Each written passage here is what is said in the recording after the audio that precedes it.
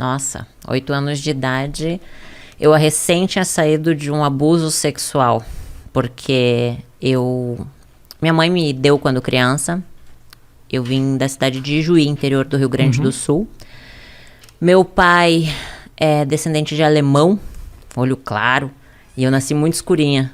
Aí quando eu nasci, meu pai disse que eu não era filha dele. Minha mãe tinha 14 anos de idade, uma criança, não tinha condições financeiras de me criar e me deu para uma família. A família que era para me cuidar, o homem bonzinho, aos olhos de todos, era o que me abusava dos 2 aos 8. As minhas memórias são entre 6 e 8 anos, então alguns flashes mais pequenininha. Nesse período, eu sofria muito já, porque quando a gente é abusada, a gente não tá entendendo o que tá acontecendo, até porque existiam ameaças da parte dele na época se eu contasse pra alguém. Fui contar pra minha mãe só aos 21 anos, em uma crise onde eu culpei ela. Então tinha muita mágoa da minha mãe, muita mágoa do meu pai. Aos 8 anos, a minha mãe de criação viu esse homem me abusando. E eu amava muito ela, era uma professora de português lá em Juí. E ela cuidava com muito amor de mim, sabe? Eu via nela uma mãe, só que ela não poderia continuar me mantendo lá por causa dos abusos dele, porque ela viu e me devolveu para minha mãe, só que não contou nada para ela. Antigamente as pessoas ficavam casadas, né? Não se separavam por nada, então ela não poderia se separar daquele homem porque ela tinha construído uma vida com ele. Você tinha noção disso naquele momento? Não, naquele momento não, né? Eu era uma criança que tinha que me separar da mãe que eu amava, que era minha mãe de criação, pra finalmente morar com a minha mãe. Só que minha mãe era uma criança. Eu acredito, Rafa, hoje, que a pessoa não pode dar o que ela nunca recebeu. Se tu não recebeu amor, tu não sabe dar amor. Então, a vida dela foi um pouco assim foi também. Um pouco, eu não vou expor muito ela, né? Okay. Mas ela passou por muitos problemas também. E aí eu me tornei uma adolescente muito rebelde. A gente não tinha amizade, eu e minha mãe. Ela brigava muito comigo, me batia muito. Então, aos 11 anos, eu comecei a fumar cigarro, beber, colocava piercing para chamar atenção. Até eu tenho a sobrancelha rasgada aqui, porque eu mesma furei a minha própria sobrancelha na frente do espelho. Botei um brinco gigante, porque eu já queria chamar atenção. Na verdade, eu queria ser amada, né? Eu buscava a atenção das pessoas, né? Aceita. Então, com 11 anos, eu sofria isso, sabe? E eu era muito magrinha. Então eu via as meninas gostosonas, assim, tipo, nossa, os meninos querem ficar com elas. E ninguém queria ficar comigo. E aí eu colocava meia dentro do sutiã pra ter, sabe, peitos. E passei por vários problemas naquela época de depressão, só que eu não entendia, porque naquela época a gente não conseguia conversar com ninguém, não tinha internet como é hoje. Então nas minhas agendas eu falava que eu queria morrer, que eu queria matar todo mundo. E... Só desculpa te interromper, mas... o abuso acabou da onde, assim? Só quando a minha mãe de criação viu ele me abusando sexualmente. Então teve um confronto. Né? Isso, aí ela me deu pra minha mãe. Tá, e aí minha mãe morava em Porto Alegre. Então eu saí de Juí pra Porto Alegre pra morar com a minha mãe. Minha mãe, uma criança, né? Imagina, ela me ganhou com 14 anos. Minha mãe tinha que trabalhar muito, de manhã e de tarde, chegava muito de noite. Então a minha vida era comer miojo e salsicha. E aí, ir pro colégio sozinha e voltar sozinha. Então, ali eu me tornei muito rebelde, porque a minha mãe queria que eu fizesse comida, limpasse a casa, obrigações de um adulto. Sim. E ela não sabia conversar comigo, então ela me agredia muito. Assim, de agressões, assim, de me violentar mesmo, sabe? Com palavras também, palavras que me machucavam. Então, eu nutria muito ódio dentro de mim. Com 13 anos, eu comecei a fumar maconha. Com 14 anos, eu fugi de casa, vendi todas as minhas fitas de videogame pra poder fugir de casa e peguei todos os ursos e fugi com os ursos. Aí fui pra uma vila lá em Porto Alegre e a minha mãe me achou com a polícia. Daí, quando a minha mãe me achou, ela me disse, agora tu vai morar com teu pai. E eu não conhecia direito meu pai. Mas foi bom, foi um período muito bom, meu pai é uma pessoa incrível. Aí eu consegui conhecer ele de verdade, né? E acabei... tendo minha primeira relação sexual com meu meio-irmão. Porque pra mim eu não conhecia ele. Ele era filho do meu pai, um menino bonito da minha idade. A gente começou a ir pros bailes junto, bebi e acabou rolando. 13 anos mais ou menos? 14 anos. Só que assim, até então, eu nem entendia direito o que era irmão. Sabe quando a vida vai acontecendo, você é uma criança, você não tem um pai e uma mãe pra te orientar em nada. E você aprende pelas situações que te colocam. E nem valores, princípios, não existia um direcionamento.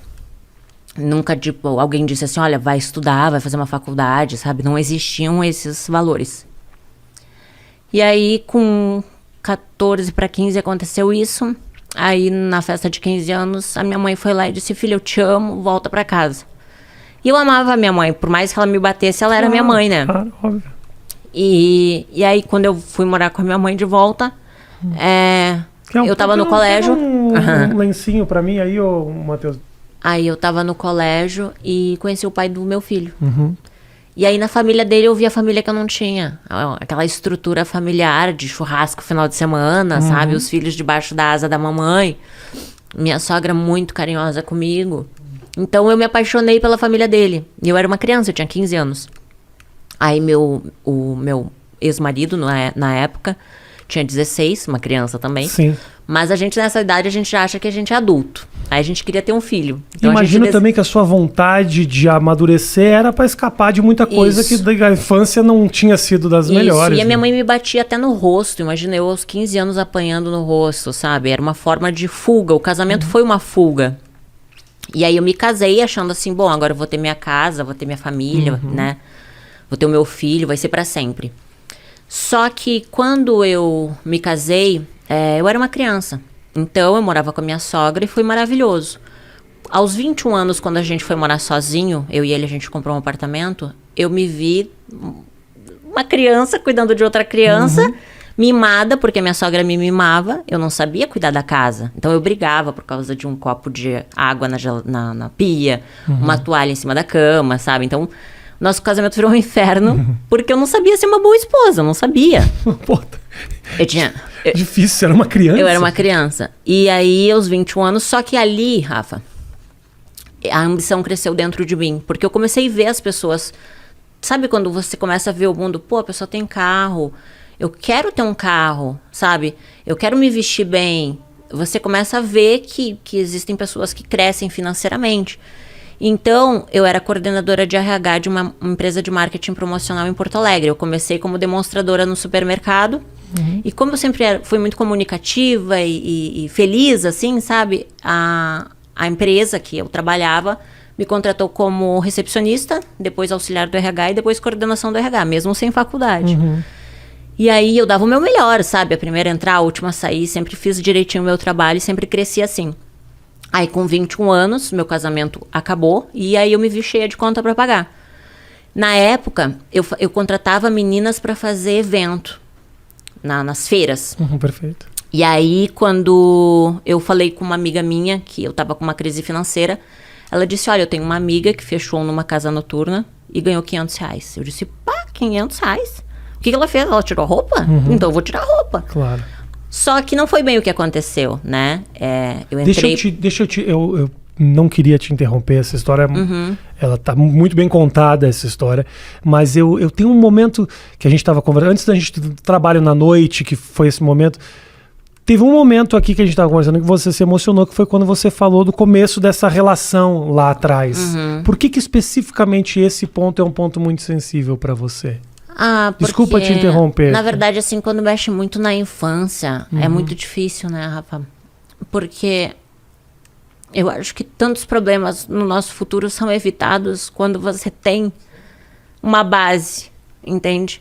Só que não adianta ficar buscando culpados, porque eu digo assim, ó, ninguém nasce mal, as pessoas se tornam más, né? Um bebezinho não nasce um bandido, ele se torna um, pelo meio que ele vive, pelas escolhas, né, que ele faz. Com 21 anos, eu escolhi me prostituir. Aos 15, não eram as minhas escolhas, entende? Eu vivi o que o meio tinha para me oferecer. Então, falar disso não é escolher, porque eu escolho as coisas ruins, eu vou colher as coisas ruins. Mas você já nascer no meio de coisas ruins é muito difícil. Claro. Então, falar disso é bem difícil, sabe? Quando eu fui fazer o livro Morri para Viver, foi muito difícil. Porque foi mexer em coisas que é difícil de falar. Pô, imagina você vai falar que tua primeira relação sexual foi com o teu meu irmão. Eu já declarei que o primeiro orgasmo que eu tive foi com o cachorro da vizinha aos 11 anos, porque a vizinha trouxe o cachorrinho pra fazer sexo oral em mim. E são coisas que eu falo... 11 anos. São coisas que eu falo, Rafa, por quê? Porque me trouxe culpa há muito tempo. Durante muito tempo, a culpa, ela tava me matando. Falar sobre isso e ajudar as pessoas que ainda vivem esses traumas. Com certeza, entende? claro. Porque a sociedade, ela é uma sociedade que ela te cobra ser o melhor, ter o melhor, ser o mais inteligente, ter a melhor faculdade, né? Como se você fosse só valer algo se você tem aquilo que o mundo fala que você tem que ter. E, na verdade, eu sou uma pessoa que não sou nada no mundo, entende? Mas eu entendi que, às vezes, quando a gente fala sobre determinados assuntos, você ajuda a curar feridas. Quando você fala o que você sofreu, você tira um peso de dentro de você, você tira uma pedra que muitas vezes te leva à depressão.